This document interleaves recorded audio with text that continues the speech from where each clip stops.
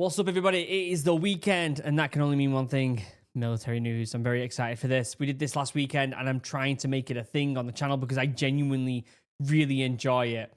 It is also sponsored by the incredible Ground News, which absolutely blows my mind. Let me get the main page up here so you can take a little cheeky peek. Boom, look at that. You can get, let me just say this. Let me just say this so it sinks in. 40% off. 40% off with the link down below. I got in contact with Ground News. They've become a channel sponsor, which is insane. You can get 40% off in the description down below to join Ground News. You might be like, what is Ground News? This is kind of like a hub for all news articles to be put into, and you can find out where they get sorted into. You're going to find out more about it as we go through the news, because pretty much all the articles we look at, bar one, are on Ground News, and you'll see how it kind of works. But basically, to sum it up, it is a platform that tries its best to be as unbiased as possible with the news, and also let you know if there is a bias. Now, that is really important. That is one of the big things big things about Ground News. Sorry, I just finished a really intense workout, so my mind is mashed potato. But what I also really like about Ground News is they tell you who is funding the company that's giving out the news. So we've got an article here that we're going to go over in a second, but let me just show you this, right? It's got the biases here. It says whether it's left side or right side of the political spectrum, where these different news sources come from. When you go down here a little bit, you can see who owns these news sources right next to me, Ed, right here. Right here. See this? Media conglomerate. Individual. Government. Right? We've got ones here that are BBC News. There you go. By the government. Independent. Private equity. Corporation. You can see where it's coming from. Now, in my opinion, I think this is one of the most important things you can do. Is to find out exactly who's telling you this news. Because a lot of it can be biased. Luckily, this one right here that we're going to go over is very much center, right? 26% left, 28% right, 47% center. It's practically an even across the board. However, we've got an article. If you go over to Ground News and you go to Blind Spot, you'll see it. These are articles that are only being covered by the left or the right, which is crazy interesting. So let's just go on a random one. Let's go right here. We're not going to go over what this news article is, but as you can see, it's covered more by the right. Now, on this YouTube channel, we're trying to be as unbiased as possible while also giving a little bit of opinion here and there. And so it's nice to be able to see this, right? This whatever this was here about some sort of US political thing, it was covered mostly by the right. And then you can look at the ownership, individual media conglomerate, okay? Which I think is absolutely beautiful to see. And so you can get 40% off, 40% off. Link down below, which is insane. Highly recommend it. But anyway, let's get into the news. We've got bits of Russia-Ukraine. We've got bits of the Iran situation. And then we've got something at the end about military, US military aircraft, which I think you might want to stick around for because it's interesting. Okay, let's get into it. Kiev sends Moscow proposal for peace talks after another night of heavy strikes. On Saturday, UK's President Vladimir Zelensky proposed a new round of peace talks next week, emphasizing the need to accelerate negotiations. Istanbul has hosted 2 rounds of direct negotiations this year under Umerov. I can't say that. Umerov? In the latest assault, Russia launched over 30 missiles and 300 drones, Zelensky reported, killing 1 person, injuring 6 others in Odessa. The European Union agreed its 18th package of sanctions targeting Russian banks and lowering a price cap on oil exports, aiming to curb Moscow's ability to fund the war. That's not only curbing that ability. The Russian economy right now, if you've not done any research, after this video, go and do a little bit of research about the Russian economy, because it is tanking so hard. It's getting quite scary. I've seen videos of people going into grocery stores in Russia, and they're literally splitting the loaves of bread up into single slices and selling them for like what would be the equivalent of like $4 or $5 per slice of bread. The economy is that bad. We're over here in the West talking about how expensive eggs are, paying, you know, 4 or 5 quid for a carton of 10 eggs, 12 eggs. Whereas over there, they're paying like 4 or 5 quid per slice of bread. It is that bad. Go and do a bit of research after this video. It'll blow your mind. In response, Moscow affirms its willingness to carry on negotiations, with Kremlin spokesperson Dmitry Peskov saying on Friday that efforts needed more momentum. Listen, I think we've been going over this for many, many years now about peace talks. And in my opinion, it feels like we're just throwing shit at a wall and seeing what sticks. Because at the moment, the wall's slippery and nothing's sticking. Do you know what I mean? Like, we're trying and trying and trying for peace talks. We want this war to end, and nothing seems to be working. You may agree or like to say something else. We've been forming an absolutely fantastic community here on Original Human in the comment section, talking about what's going on over in Ukraine, Russia, what's going on over in Iran, what's going on with military news and US and UK news and Western news when it comes to the military area. And we're having fantastic debates in the comment section and in DMs and stuff like that from all sides of the political spectrum. We're not trying to push our agenda of our political biases. What we're trying to do is give as many opinions as we possibly can about a certain news article so that we can get the best understanding, so that we as individuals can have the best understanding about the reality of the situation. And that's why this community here on Original Human is absolutely beautiful, which if you want to be part of the community, go ahead, subscribe, turn on notifications, comment down below your thoughts on all of these articles. I'd love to know. Do you think peace talks are going to be successful? Again, it just feels like we're trying, and nothing. There seems to be nothing working with it, and it seems pointless. And I guarantee, even if they did come to some sort of conclusion, it just feels like there'd be bombs the next day. You might agree with me, you might disagree with me, but that's what it feels like. Bit of more fun news here. If you didn't see last night, there was quite a big boxing fight. I'm pretty sure it was at Wembley. Usyk, I think is how you pronounce his name. He seems like a funny guy. I've seen lots of memes. Yeah, it was in Wembley. He seems like a funny guy. He's absolutely demolishing in the boxing world right now. And I thought this article was interesting because if you're a vet like I am, if you're part of the military, what I think is super nice is when things just pause for a minute and lads are able to conduct human activities. This is beautiful story during World War I, I think it was. It might have been World War II. I don't know. It was UK versus the Nazis, and during Christmas, fighting stopped and they had a game of football. And then they went back to their trenches the next day and carried on fighting. And what it was this beautiful moment of realizing that everyone's human. And yes, the Nazis are these heinous, horrible ideology. I think a lot of people were indoctrinated, unfortunately. All them troops, not all of them, a lot of the troops on the Russians, on the German side were indoctrinated, unfortunately. And they thought they were fighting for the right cause. Unfortunately, it wasn't. Well, fortunately, it wasn't the right cause. But these moments show humanity. I'm not saying that what the Nazis did were humane. It wasn't. Trust me, I come from a long lineage of hating Nazis in my family. In fact, my granddad, who just died the other week, you walk into his house, you walk into his front door and look up, I'm going completely on a tangent here, and look up behind you above the door, there is a dagger with a Nazi symbol on it. And I remember him telling me once, your great-granddad was in the Desert Rats during World War II.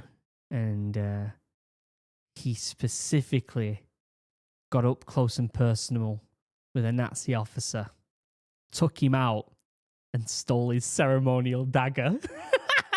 And it's been hanging on our wall ever since as a reminder that when it comes to Nazis, our family loves to destroy Nazis. We love to take them out. We've got a long lineage of destroying Nazis. Maybe I'll take a picture of that and I'll show you guys at some point. But what I'm trying to say with this is, listen to this. War veterans go from Ukraine front lines to Wembley ringside for Usyk's heavyweight bout. Ukraine war veterans employed by energy company DTEK traveled from the front lines to London to attend Alexander Usyk's heavyweight boxing match against Daniel Dubois at Wembley Stadium. Usyk, the reigning heavyweight champion, partnered with DTEK to raise awareness about the damage to Ukraine's civilian energy infrastructure from Ukraine attacks. The veterans, including coal miner Adril, who was injured in combat, met Usyk and celebrated his support for energy workers whose lives and livelihood have been impacted by the war. Almost like a beautiful moment where we're seeing vets who are on the front line kind of just taking a moment to raise awareness, to just fucking live as humans for a moment, you know? But I thought it was a beautiful article, and I'd love to get your opinion on that on them stories that I've just told you. Anyway, let's move to Iran and the situation going over there. Trump doubles down on claims Iran strike completely destroyed nuclear sites. This is mostly coming from right-wing media. Mostly, we're talking 50% right-wing, 21% left, 29% center, but I still think there's quite a bit of stuff here we need to talk about. It says that there's 33 different news articles talking about this. In one night strike, the United States Air Force targeted Iran's nuclear sites on the June 22nd, with officials said that one site was largely destroyed, while two others could be repaired within months. Amid Tehran's resumed enrichment, that's a tongue twister, isn't it? Iran's enrichment uranium to 60% of Fordo, beyond civilian needs, promoting concerns about nuclear escalation. So what this is saying is they were having more of this enriched uranium than what they're saying it's used for. So Iran was like, look, we're just using this so that we can use it for power and all this other stuff. And Western intelligence was like, well, you don't need, you wouldn't use that much for that. You would only use that much for forming nuclear weapons. That's where the red flag was coming in, and that's where people were like, all right, they're obviously trying to work on nuclear weapons here. The problem with this is that we're giving it the whole boy you cried wolf thing with Israel, right? Israel have been saying Iran wants nuclear weapons literally every year since I think I've been born, for the past 33 years. They've been like, Iran are months away from nuclear weapons. And so if the US turns around and says they actually were very close to it, part of the rest of the world, part of myself is like, I don't know whether I believe you or not. Because for the past 30-odd years, you've been saying, or at least 20-odd years, you've been saying that they're months away from it. So there's this kind of like, yes, it's saying that they were like 60% at the enriched uranium, but like, part of me is also like, is this a bit of a false flag? We can talk about this in the comment section. You can let me know what you think in the comment section. I'd love to know. This is a very hot topic in the comment section, and there's a lot of people that have big opinions on it, and rightly so, because it's very similar to the whole weapons of mass destruction in Iraq. And it's also something that the US has been directly involved in.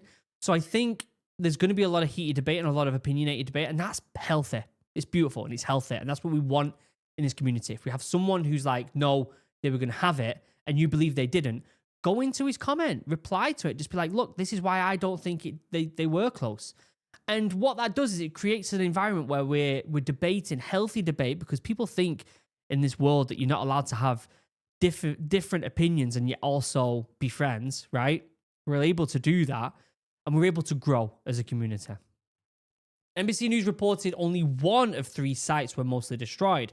NBC News reports indicating conflicting damage assessments. In praise of the strike, Israeli military general Effie Defrin said, I can say here that the assessment is that we significantly damaged the nuclear program. And I can also say that we set it back by years. I repeat, years, he said. Despite the strikes, the fate of enriched uranium remains uncertain. With experts estimating Iran holds over 400 kilograms of highly enriched uranium, and an IAEA found uranium particles at Fordo enrichment to 83.7% purity, according to the International Atomic Energy Agency. A lot of tongue twisters today, isn't there? Let me know what you think about that. I feel like as time goes on, part of me is like, we don't want them to have nukes, obviously. We don't want anyone to have nukes. And so maybe this was a good idea. Part of me is thinking that this is a boy cries wolf. And I honestly, as someone who's I would consider myself quite knowledgeable on the current affairs of military politics and military news, I feel like I can't give myself a true opinion on this. I don't want the US to be involved and be dragged into a war with Iran because Israel want them to. But I also don't want people to have nukes. So I'm kind of like in limbo. And I'd love to know your thoughts. There's another article here, mostly covered by Right again, right? 50% right, 50% censor. And there's only 3 news sources, with one of them being untracked bias, right? A Pakistan news source. The other one is a Colorado Springs and Press TV. And it's basically saying that Iran are already making grounds on fixing things, right? Iran says it has replaced air defense damaged in Israel war. So they're already building back. And this, I mean, it's been about a month actually. When did the strike happen? The 22nd of June. So it's just less than a month. So they're already starting to build back. And in my opinion, the whole stuff with blowing up the uranium situation, it's almost as if it's obsolete. They could, if Iran wanted nukes, they could just buy them from Russia. That's the truth, right? Or maybe they can't. Maybe there's a bit more to it to that. Maybe that's me just being a little bit unknowledgeable about that area of politics. We're going to end it there with the Iran-Israel stuff. Let me know what you think in the comment section down below. My opinion is there to be swayed with this. I found this article here when it comes to the F-47 Delay in the F-47. I cross-sourced this with Ground News. It's coming from 4 news sources. 3 of them are not tracked. They're untracked biases. And then Breaking Defense is a right-wing, or not right-wing, but right-leaning news article. But in my opinion, when it comes to military news like this, Breaking Defense, it's most likely going to lean more right. Anything military is most likely going to lean more right. Doesn't mean that they're Nazis or they're the enemy or anything like that. They talk about military news, so they're most likely going to lean right. And I still think if you want to learn about military news, these are some of the best places to go to. Funding for F-47 could delay F-47, White House warns Congress. So let's read into this a little bit. Congress efforts to move the Navy's 6th-generation fighter jet program forward would cause delay in the Air Force's F-47 program, the White House said this week, making official what many in defense circles have been whispering. The administration is prioritizing the Air Force's next jet over the Navy's capabilities. I think this is super interesting considering what's going on in the Middle East. You would think they would want the navies to be kind of first and foremost, but hey, different priorities. In response to the House Appropriations Defense Subcommittee budget markup, the White House on Tuesday released a formal statement of administration policy, which lays out concern with HACD's numbers. It specifically calls out 2 acquisition topics where the committee added in money over what the Pentagon's budget requested called for. The first is with F-47, the Navy's 6th-generation fighter. House appropriate added $972 million to continue development on the jet, which the Navy wants to replace its legacy F-18, which is an insanely good aircraft still, by the way. Northrop Grumman and Boeing are both competing for the F-47. We can go on to this, but basically it's saying that it's money. It's the limitation of money, and it's the idea that money's going to be shifted. The big takeaway is it seems like they're prioritizing the F-47. Now, there's a couple different things you can think of with this. It could be they want to get the F-47 out within Trump's term, so it could be like, look, we've developed something within Trump's term. That is, whether you are a Trump fan or not, whether you are left-leaning or right-leaning, we can all agree that because of the duality of US politics, right? You've got Democrats, Republicans, these 2 different sides of the coin, and that is it. there is definitely a means to want to kind of have big achievements on your resume. Look, Republicans managed to do this. And having a brand new fighter jet being the first sixth generation F-47 on your books is quite an achievement. And if the F-47 is closer to being done than the F-AXX, they're going to want to push it, right? That could be one take. That could be one take of this argument. The other could be more of a current affairs thing. Look, we want the F-47 squared away first, maybe because they want to replace other stuff first, maybe because they see that as a priority when it comes to international threats and maybe defense of the US as a country. Maybe they think that they can get this squared away, get it shipped to Europe so it can be readily available if anything kicks off over there, or it can get to Iran quicker. Bearing in mind, we've seen F-22s protecting the B-2 bombers when they were bombing Iran last month. We've seen F-22s protecting them. So there's no reason why this can't be something similar where they're out in the Middle East still. In my opinion, though, that makes... It would be weird to not consider the F-AXX a priority at that point. I am not someone who is massively knowledgeable about the Air Force and aircraft. I'm a boots on the ground guy, right? I like watching footage of boots on the ground, lads talking tactics, talking equipment for lads with boots on the ground. That's why I did a lot of coverage last year about the new US rifle coming in. We've talked a lot about the KS-1, the new UK rifle coming in. That's my bread and butter. So when it comes to this stuff, I can only look at it from an outsider's perspective as a vet of boots on the ground and being like, all right, what they're trying to achieve here, is it because they see different threats? Is it just money? Is it just politics? Is that all getting in the way?